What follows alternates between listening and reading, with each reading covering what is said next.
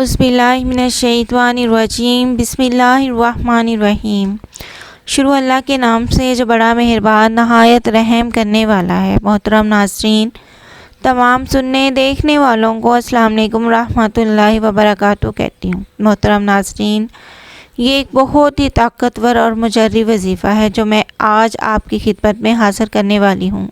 اس وظیفے سے آپ کو فائدہ حاصل ہوگا۔ اللہ کے ناموں میں بہت ہی بڑی طاقت اور اثر ہے۔ یہ سارے وظائف کا بادشاہ وظیفہ ہے۔ فقیر بھی پڑھے گا تو امیر بن جائے گا۔ محترم ناظرین، اس چھوٹے سے عمل کو کرنے سے آپ کو بہت زیادہ فائدہ ہوگا۔ اس عمل کو کرنے سے آپ گمان بھی نہیں کر سکتے کہ آپ کے رزق میں اللہ تعالیٰ بے انتہا برکت اور رحمت ڈال دے گا۔ اس وظیفے کو کرنے سے آپ کے گھر میں رزق کی بارش ہو جائے گی۔ حضرت ابو ہریرہ سے مروی ہے کہ ہم صحابہ کرام حضور اکرم صلی اللہ علیہ وآلہ وسلم کے پاس بیٹھے ہوئے تھے کہ ایک بندہ تشریف لے کر آیا۔ حضور اکرم صلی اللہ علیہ وآلہ وسلم سے عرض کرنے لگا، اے اللہ کے نبی صلی اللہ علیہ وآلہ وسلم، میں ہلاک ہو گیا ہوں۔ حضور اکرم صلی اللہ علیہ وآلہ وسلم نے دریافت کیا، ہوا کیا ہے تمہارے ساتھ؟ تم کیوں ایسی باتیں کر رہے ہو؟ تو اس نے جواب دیا، اللہ کے نبی صلی اللہ علیہ وآلہ وسلم، میں روزے کی حالت میں اپنی بیوی سے جمع کر بیٹھا ہوں۔ حضور اکرم صلی اللہ علیہ وآلہ وسلم نے اس بندے سے پوچھا، تیرا کوئی غلام ہے تو اس کو اس کے کفارے میں آزاد کر دو۔ اس بندے نے جواب دیا، اے اللہ کے نبی، میرے پاس کوئی غلام نہیں ہے۔ نبی اکرم صلی اللہ علیہ وآلہ وسلم نے فرمایا کہ تم مسلسل 2 مہینے روزے رکھ سکتے ہو۔ اس بندے نے جواب دیا، اے نبی اکرم صلی اللہ علیہ وآلہ وسلم، میرے سے تو 2 مہینے کے روزے نہیں رکھے جائیں گے۔ نبی اکرم صلی اللہ علیہ وآلہ وسلم نے فرمایا کہ تم 60 بندوں کو کھانا کھلا سکتے ہو۔ اس بندے نے عرض کیا، اے اللہ کے نبی صلی اللہ علیہ وآلہ وسلم، میرے پاس تو اتنی رقم نہیں ہے کہ میں اتنے بندوں کو کھانا کھلانے کا بندوبست کر سکوں۔ اس کے بعد وہ شخص کافی دیر تک پریشانی کی حالت میں بیٹھا رہا۔ پھر حضور اکرم صلی اللہ علیہ وآلہ وسلم کی بارگاہ میں کھجوروں کا ٹوکرا پیش ہوا۔ نبی اکرم صلی اللہ علیہ وآلہ وسلم نے دریافت کیا کہ یہ سائل کہاں گیا ہے؟ اس بندے نے جواب دیا، جی حضور، میں حاضر ہوں۔ نبی اکرم صلی اللہ علیہ وآلہ وسلم نے اس بندے کو فرمایا، یہ تھیلا لے جاؤ اور غریبوں میں خیرات کر دو۔ اس بندے نے جواب دیا، اے اللہ کے نبی، یہ کھجوریں کس کو خیرات کروں؟ مجھ سے محتاج تو اس پوری بستی میں کوئی نہیں ہے۔ اس بات پر نبی اکرم صلی اللہ علیہ وآلہ وسلم کو کھل کر مسکرانے لگے۔ حدیث کے الفاظ ہیں کہ حضور اکرم صلی اللہ علیہ وآلہ وسلم کے اتنا مسکرائے کہ آپ کی داڑھیں مبارک بھی نظر آنے لگی۔ نبی اکرم صلی اللہ علیہ وآلہ وسلم نے فرمایا، اے بندے، اس کھجوروں کے تھیلے کو اپنے گھر لے جا اور اپنے گھر والوں کو کھلا دے، یہ تیرا کفارہ ادا ہو جائے گا۔ اس واقعے کے بعد اللہ پاک نے وحی نازل کی، تمہارے لیے روزوں کی راتوں میں اپنی بیویوں کے پاس جانا حلال کر دیا گیا ہے اور تمہاری پوشاک ہیں کہ تم ان کی پوشاک ہو۔ اللہ کو معلوم ہے کہ تم اپنے حق میں خیانت کرتے تھے، سو اس نے تمہارے حال پر رحم کیا اور تمہیں معاف فرما دیا۔ پس ان روزوں کی راتوں میں بے شک ان سے مباشرت کیا کرو جو اللہ نے تمہارے لیے لکھ دیا ہے، چاہے کرو۔ درج بالا آیات کریمہ میں بڑے واضح انداز سے ماہ سیام میں صرف رات کے اوقات میں ہی جمع کرنے کی اجازت دی گئی ہے۔ اگر حالت روزہ میں جمع کرتا ہے تو اس کے کفارہ قضا واجب ہو جاتا ہے۔ قضا کا طریقہ یہ ہے کہ رمضان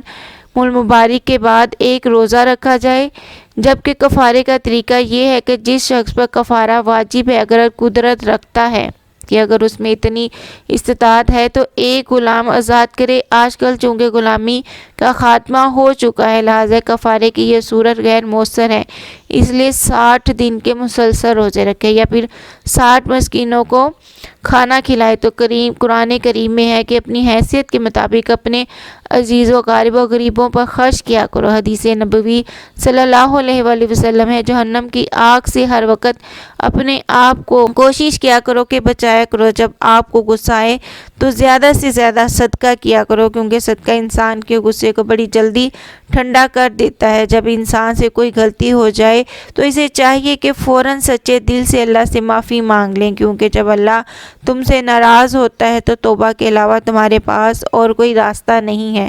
توبہ کے بعد اللہ سے اپنی غلطی کو معافی کروانے میں بس صدقہ کام آ سکتا ہے۔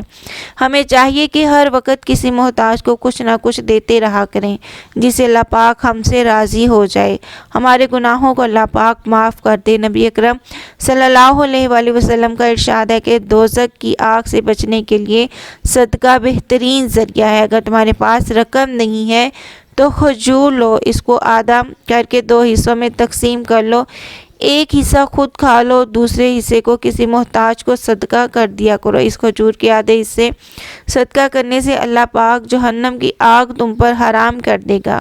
یاد رہے کہ اگر کوئی غریب ہے تو اس کے لیے عمل ہے۔ صاحب حیثیت کو چاہیے کہ اپنی طاقت کے مطابق صدقہ خیرات کیا کرے۔ انشاءاللہ اللہ پاک آپ کے رزق میں بے پناہ اضافہ فرمائے گا جب آپ اللہ تعالیٰ کی راہ میں بے پناہ خرچ کریں گے۔ قرآن پاک میں ارشاد ہے کہ اللہ سود کو گٹاتا ہے، سود خود کو عادت ہوتی ہے، وہ ہر وقت پیسے کو حاصل کرنے کے لیے روتا رہتا ہے، میرے پاس کوئی پیسہ نہیں ہے۔ نبی کریم صلی اللہ علیہ وآلہ وسلم کا فرمان ہے، صدقات کو اللہ پاک بڑھاتا ہے، دنیا اور آخرت میں صدقات کو اللہ بڑھاتا ہے۔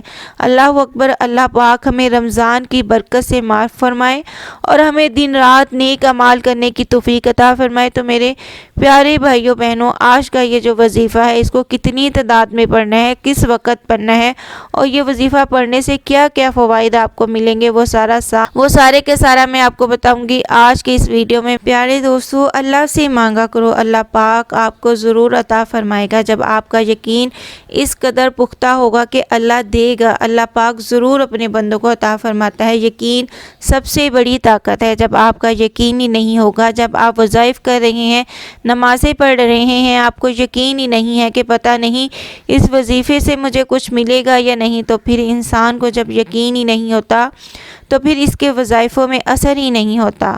تو آپ نے جب بھی مانگنا ہے تو صرف اور صرف یقین کے ساتھ اللہ تعالیٰ سے مانگنا ہے۔ اللہ تعالیٰ آپ کو ضرور نوازے گا، کیونکہ یقین ہی سے ہمیں سب کچھ ملتا ہے۔ یقین اگر ہمارا نہ ہوگا تو ہمیں اللہ تعالیٰ کچھ بھی عطا نہیں کرے گا۔ تو میرے پیارے دوستو، جب بھی کوئی آپ وظائف کریں، وظیفہ کریں، تو آپ نے صرف اور صرف آپ نے اللہ تعالیٰ پر یقین کرتے ہوئے مانگنا ہے۔ اس کے علاوہ آپ کے پاس کوئی نہیں ہوگا جو آپ کو عطا کرے گا۔ میرے پیارے دوستو، ہماری پہلے دن سے یہی کوشش رہی ہے کہ ہمارے چاہنے والے، ہمارے سننے والے 5 وقت کے نمازی بن جائیں، اور اس کے ساتھ اگر ان کی زندگی میں کوئی بھی مسائل ہیں، پریشانیاں ہیں، رزق کی تنگی ہے، تو وہ ہمارے ان وظائف کی مدد سے ان پریشانیوں سے نکل جائیں۔ اور اس کے ساتھ ہم آپ کو 5 وقت نماز پڑھنے کی تلقین بھی کرتے ہیں، کیونکہ کوئی بھی وظیفہ، کوئی بھی عمل اس وقت تک پورا نہیں ہو سکتا جب تک آپ 5 وقت کی نماز پابندی سے ادا نہ کریں۔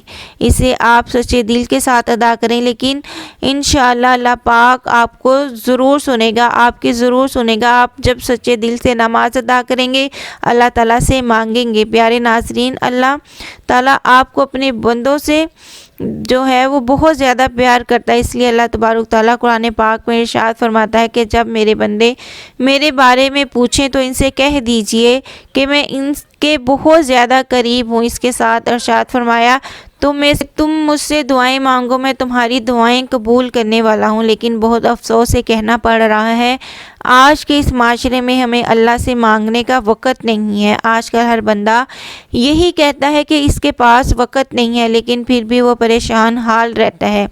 پیارے بھائیوں اور بہنوں، اگر ہمیں اس دنیا میں نہیں ہے تو ہمیں زندگی گزارنے کے لیے کچھ نہ کچھ کرنا پڑتا ہے، لیکن اس کا مطلب یہ نہیں کہ ہم اللہ اور اس کے پیارے نبی حضرت محمد صلی اللہ علیہ وآلہ وسلم کو مکمل طور پر بھلا دیں۔ ہمارا دین اسلام اتنا پیارا مذہب ہے کہ یہ کبھی ایسا درس نہیں دیتا کہ آپ صرف اور صرف اللہ کی عبادت کریں، بلکہ یہ درس دیتا ہے کہ آپ دنیا کے ساتھ ساتھ دین کو بھی کمائیں۔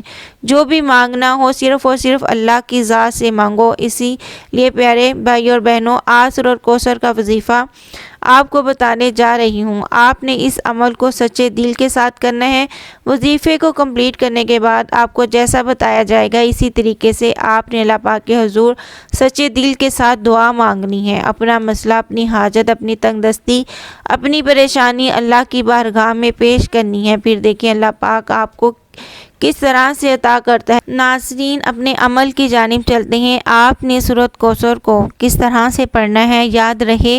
رات کو سونے سے پہلے یا عشاء کی نماز ادا کرنے کے بعد اس عمل کو آپ نے کر لینا ہے۔ یاد رہے سب سے پہلے آپ نے 2 رکعت نماز صلاۃ الحاجت ادا کرنی ہے۔ ان 2 رکعتوں میں آپ نے سورۃ فاتحہ کے بعد 11 مرتبہ سورۃ کوثر اور 11 مرتبہ سورۃ اخلاص پڑھنی ہے۔ اس نماز کو مکمل کرنے کے بعد آپ اپنی جگہ پر بیٹھے رہیں، یعنی جائے نماز پر ہی بیٹھے رہیں۔ پھر آپ نے 129 مرتبہ سورۃ کوثر کی تلاوت کرنی ہے۔ بسم اللہ الرحمن الرحیم۔ پھر آپ نے سورۃ کوثر پڑھنی ہے۔ پھر آپ نے بسم اللہ الرحمن الرحیم۔ پھر آپ نے سورۃ کوثر پڑھ لینی ہے۔ پھر آپ نے آنکھیں بند کر لینی ہے۔ آنکھیں بند کرنے کے بعد آپ نے اللہ تعالیٰ کی حمد و ثنا بیان کرنی ہے، اللہ تبارک تعالیٰ کی بڑائی بیان کرنی ہے، اور آپ نے اپنے مسائل جو ہیں جس مقصد کے لیے آپ یہ وظیفہ کر رہے ہیں اللہ تعالیٰ کے حضور جو ہیں وہ آپ نے پیش کرنا ہے، اور آپ نے کوشش کرنی ہے کہ آپ جب اللہ تعالیٰ سے مانگ رہے ہوں تو آپ کی آنکھوں میں آنسو ہوں۔ اگر آپ کو رونا نہیں آ رہا تو کم از کم رونے والی شکل بنائیں، لیکن آپ جو بھی عمل کریں وہ سچے دل کے ساتھ کریں۔ آپ کی پوری کوشش یہ ہونی چاہیے کہ اللہ تعالیٰ آپ سے راضی ہو جائے۔ ناظرین، یقین جانیے جب اللہ کی ذات بندے سے راضی ہو جاتی ہے تو پھر دنیا کی کوئی طاقت اس بندے کا کچھ نہیں بگاڑ سکتی۔ لہٰذا ہمیشہ اللہ سے مانگنے کا اپنا یقین بنا لیں۔ اللہ تعالیٰ آپ کو کبھی بھی کسی کا محتاج نہیں کرے گا۔